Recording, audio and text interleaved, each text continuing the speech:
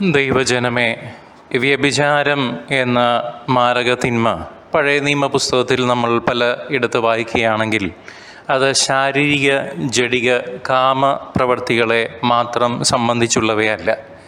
ഇസ്രായേലിൻ്റെ വ്യഭിചാരം എന്ന് പിതാവായ ദൈവം പഴയ നിയമത്തിൽ ഉടനീളം വിശേഷിപ്പിക്കുന്നത് ഒന്നാം കൽപ്പനയ്ക്ക് എതിരായിട്ടുള്ള പല രീതിയിലുള്ള ഗുരുതരമായ പാപങ്ങളെയാണ്. വ്യഭിചാരിണിയെ കല്ലെറിഞ്ഞ് കൊല്ലണമെന്ന മോശയുടെ നിയമത്തിൽ കൽപ്പിച്ചിട്ടുള്ളതും ഇതിന് ചേർത്ത് വായിക്കാം. പക്ഷേ അത് മാത്രമല്ല വ്യഭിചാരമായി പഴയ നിയമത്തിൽ സൂചിപ്പിക്കുക. ഇവളെ ഞങ്ങൾ എന്ത് ചെയ്യണം? അവരുടെ ഇടയിൽ സ്വരമുയർന്നു. സമൂഹത്തിലെ മാന്യന്മാർ, ജനങ്ങളുടെ നല്ല അഭിപ്രായം മാത്രം കേട്ട് ശീലിച്ചവർ ഒരുക്കിയ കെണി വിദഗ്ധമായി പരാജയപ്പെടുത്തിക്കൊണ്ട് അവിടുന്ന് വിധി പ്രസ്താവിച്ചു. നിങ്ങളിൽ പാപമില്ലാത്തവൻ ആദ്യം അവളെ കല്ലെറിയട്ടെ. യോഹന്നാൻ 8-ാം അധ്യായം 7-ാം വാക്യം.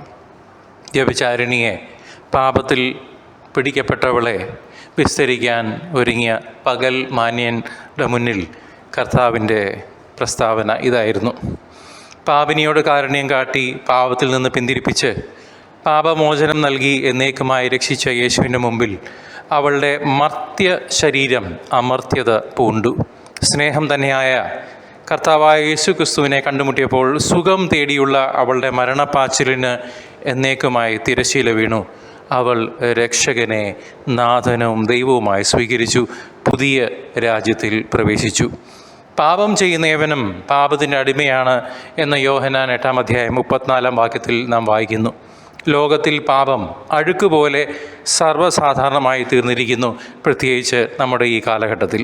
വിശുദ്ധ പൗലോസ് അപ്പോസ്തലൻ താക്കീതും നൽകിയിട്ടുണ്ട്. നിങ്ങൾ ദൈവത്തിൻ്റെ ആലയമാണെന്നും ദൈവാത്മാവ് നിങ്ങളിൽ വസിക്കുന്നുണ്ടെന്നും നിങ്ങൾ അറിയുന്നില്ലേ? തുടർന്ന് ശ്ലീഹ പറയുന്നു, ദൈവത്തിൻ്റെ ആലയം നശിപ്പിക്കുന്നവരെ ദൈവവും നശിപ്പിക്കും. അങ്ങനെയെങ്കിൽ സഹോദരങ്ങളെ, ജീവിക്കുന്ന ദൈവത്തിൻ്റെ ആലയമായ നമ്മുടെ ശരീരത്തെ എത്രയോ വിശുദ്ധമായി കാത്തു സൂക്ഷിക്കാൻ, മനസ്സിനെ ആത്മാവിനെ എത്ര വിശുദ്ധമായി കാത്തു സൂക്ഷിക്കാൻ കടപ്പെട്ടവരാണ് നമ്മൾ, ഞാനും നിങ്ങളും. പൗലോസ് ശ്ലീഹ ശാസിക്കുന്നു, നിങ്ങളുടെ ശരീരങ്ങൾ ക്രിസ്തുവിൻ്റെ അവയവങ്ങളാണെന്ന് നിങ്ങൾക്കറിഞ്ഞുകൂടെ? ക്രിസ്തുവിൻ്റെ അവയവങ്ങൾ എനിക്ക് വേശ്യയുടെ അവയവങ്ങൾ ആക്കാമെന്നോ? ശ്ലീഹ താക്കീത് നൽകുന്നു. വ്യഭിചാരത്തിൽ നിന്ന് ഓടി അകലുവീൻ.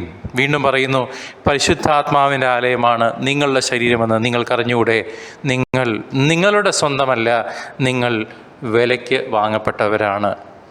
തിരുത്താം, തിരിച്ചറിയാം, ഇന്ന് തന്നെ മടങ്ങി വരാം നമ്മുടെ അപ്പൻ്റെ അടുത്തേക്ക്.